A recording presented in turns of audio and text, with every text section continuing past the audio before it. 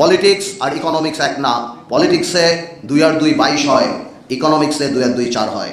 Nobel বিজয়ী ও বাংলাদেশের অন্তর্বর্তীকালীন সরকারের প্রধান উপদেষ্টা প্রফেসর ডক্টর মোহাম্মদ ইউনূসকে অঙ্ক শেখালেন জাতীয় পার্টির চেয়ারম্যান আন্দালিব রহমান পার্থ।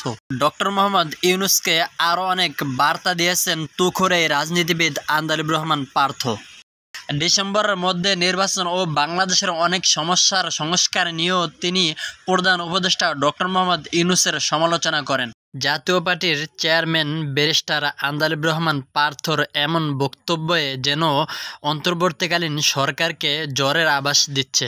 অন্তর্বর্তীকালীন সরকারের প্রধান উপদেষ্টাকে নিয়ে আন্দালিব রহমান পার্থর সেই অগ্নিজরা বক্তব্যটি আপনাদের মাঝে শেয়ার করা হলো।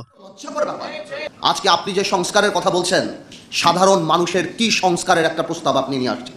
আজকে 28 লক্ষ মানুষ চাকরি হারিয়েছে বাংলাদেশে, ওই তার সংস্কারের তো কোনো কথা বলে নাই। আজকে ব্যবসায়ীরা হাহাকার করতেছে, এনবিআর দিয়ে এবং বিভিন্ন সংস্থা দিয়ে তাদেরকে শেষ করে ফেলাচ্ছেন, গার্মেন্টস বন্ধ হয়ে যাচ্ছে, ওই তাদেরকেও কথা বলার কোনো জায়গা নাই।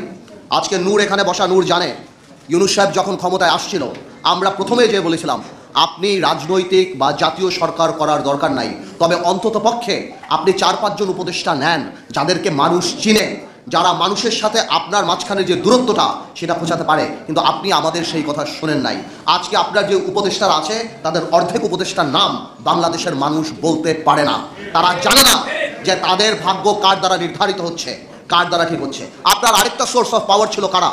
আপনার আরেকটা সোর্স অফ পাওয়ার ছিল, যেটা আমার ভাই রাশেদ বলে গেল, যে আর্মি। আজকে কেন আর্মির এইভাবে কথা বলতে হয়? আর্মির সাথে দূরত্ব কে সৃষ্টি করেছে? রাজনৈতিক দলের সাথে দূরত্ব কে সৃষ্টি করেছে? আজকে অনেকে আমাকে জিজ্ঞেস করে, পার্থ ভাই আপনারা ডিসেম্বরে নির্বাচন চান না? ডিসেম্বরের কথা তো আমরা বলি নাই, আপনি বলেছেন ইউনূস সাহেব জাতির সামনে ডিসেম্বরের কথা। আমরা বলেছি আপনারা সেই ওয়াদা আপনি রাখেন, আমাদের মুখ থেকে ডিসেম্বরের কথা আসে নাই। আজকে করিডোরের কথা শুনে কনফিউশন কে ক্রিয়েট করেছে? আমরা তো কনফিউশন ক্রিয়েট করি নাই। এই করিডোরের ইস্যু ইউনূস সাহেব আপনি নিয়ে আসছেন। আজকে কষ্ট লাগে, আজকে কষ্ট লাগে। আপনার প্রেস সচিব বলে নির্বাচন কবে? জানুয়ারিতে হতে পারে, ফেব্রুয়ারিতে হতে পারে, মার্চে হতে পারে, এপ্রিলে হতে পারে। এটা কোনো ধরনের কথা?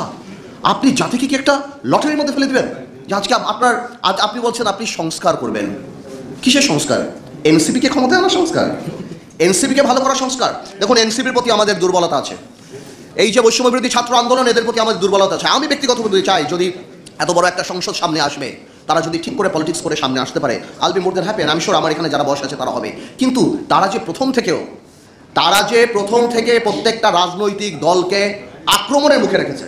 এই যে একটা কথা তারা বলে যে বিএনপি আওয়ামী লীগ মুদ্রার এপিট আর ওপিট, আমরা আর আওয়ামী লীগরা বা অন্যান্য দলরা আমরা নাকি মুদ্রার এপিট আর ওপিট। ওনারা কোন কারণে এই কথা বলে? আজকে কি বিএনপি বাংলাদেশে 1400 লোক হত্যা করেছে? বিএনপি কি লক্ষ কোটি টাকা পাচার করেছে? বিএনপি কি 3টা জাতীয় সংসদ নির্বাচন, দিনের নির্বাচন রাতে করেছে? মাথায় রাখতে হবে, আওয়ামী লীগ কোনো রাজনৈতিক দল না। Awami League is a criminal enterprise. BNP আর আমরা রাজনৈতিক দল। আজকে বিএনপিকে আমি ধন্যবাদ জানাই যে বিএনপির মতো এত বড় একটা রাজনৈতিক দল, হয়তো ইলেকট্রাল রেটে আমরা ওরকম ইম্পর্টেন্ট নাও হতে পারি, কিন্তু রাজনীতিতে হয়তো আমরা রেলিভেন্ট। আজকে বিএনপি 31 দফা করার সময় আমাদের সাথে কথা বলেছে, আমাদের কাছ থেকে অনেক ধরনের অ্যাডভাইস নিয়েছে। কিন্তু কষ্ট লাগে এনসিপি আপনাদের জন্য, কারণ আপনারা এর মধ্যে ইনক্লুডেড, অন্তর্ভুক্তি হতে পারেন নাই। আপনাদের দম্ভ, আপনাদের অহংকারের জন্য। মনে রাখবেন, সরকার চালানো আর সরকার নামানো এক জিনিস না। আজকে ইউনূস সাহেব, আপনাকে আরেকটা কথা বলি, আপনার অ্যাসেট কি? You are not a politician. আপনার অ্যাসেট ইন্টেগ্রিটি, আপনার ক্রেডিবিলিটি, আপনার অ্যাসেট। আজকে যখন আমরা দেখি আপনি কি আদমের লাইসেন্স নিচ্ছেন, আপনি ইউনিভার্সিটির লাইসেন্স নিচ্ছেন, আপনার অনেক কিছু মাফ হয়ে যাচ্ছে। আপনার ওখানে যে উপদেষ্টারা বসা, সেই উপদেষ্টারা রাত্রেবেলা এনসিপির সাথে বসে, সেখানে বসে কোন কফি হাউসে বসে সব কিছু ঠিক করছে। আপনার মন খারাপ, আপনি পদত্যাগ করতে চান, সেই জিনিস আমাদের জানতে হবে এনসিপির নেতা নাহিদের কাছ থেকে। এটা আমাদের জন্য লজ্জাকর ব্যাপার।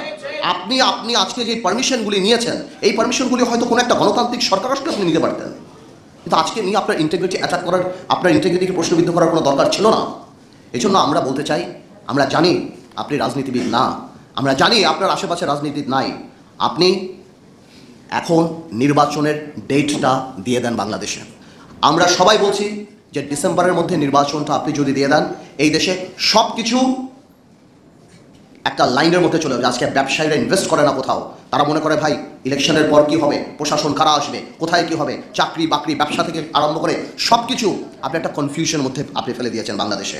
আজকে আমাদের কষ্ট লাগে, আমি রিপিট করতে চাই না, অনেকেই বলে আপনি বিদেশের মাটিতে কত বড় মিসলিডিং ইনফরমেশন দেন। আপনি বলে একটা বিএনপির মতো একটা রাজনৈতিক দল ছাড়া আর কেউ চায় না। তো আপনি তো ওই রাজনৈতিক দলটার দৈর্ঘ্য হওয়ার প্রস্থের কথাও জাপানে বলে দিতেন যে ওই রাজনৈতিক দলটা কত বড়, ওই রাজনৈতিক দলটার সাপোর্টেই আপনি যে ওই চেয়ারে বসে আছেন, ওই রাজনৈতিক দলটার সঙ্গেই যুগপৎ আন্দোলনে আমরা সবাই ছিলাম। তাহলে এত বড় মিসলিডিং ইনফরমেশন আপনি দিতে পারেন না। আমরা জানি নির্বাচন দিলেই সব সমস্যার সমাধান হবে না, নির্বাচন দিলেই সব কিছু শেষ হবে না, বাট নির্বাচনেই জনগণকে ক্ষমতায়ন করার একমাত্র এবং নির্বাচনেই বাংলাদেশের সবচেয়ে বড় সংস্কার। আর বাকি যা সংস্কার সেটা সময়ের ব্যাপার। ইউনূস সাহেব 17 বছর বাংলাদেশের মানুষ ভোট দেয় নাই, আপনি মানুষের ক্ষমতাটা মানুষের হাতে দিয়ে দেন, মানুষ আপনাকে সবসময় স্মরণ রাখবে এবং আমরাও আপনাকে শ্রদ্ধার সাথে স্মরণ রাখবো। তাহলে আমি আগেও বলি ইউনূস সাহেব, পলিটিক্স আর ইকোনমিক্স এক না, পলিটিক্সে 2 আর 2 22 হয়, ইকোনমিক্সে 2 আর 2 4 হয়। আপনাকে অনেক ধন্যবাদ। অন্তর্বর্তীকালীন সরকারের প্রধান উপদেষ্টা ডক্টর মোহাম্মদ ইউনূসকে নিয়ে জাতীয় পার্টির চেয়ারম্যান ব্যারিস্টার আন্দালিব রহমান পার্থর এমন বক্তব্যকে আপনি কিভাবে দেখছেন? আপনার মতামত কমেন্ট বক্সে জানিয়ে দিন। ভিডিওটি ভালো লাগলে লাইক, কমেন্ট এবং শেয়ার করুন। ধন্যবাদ।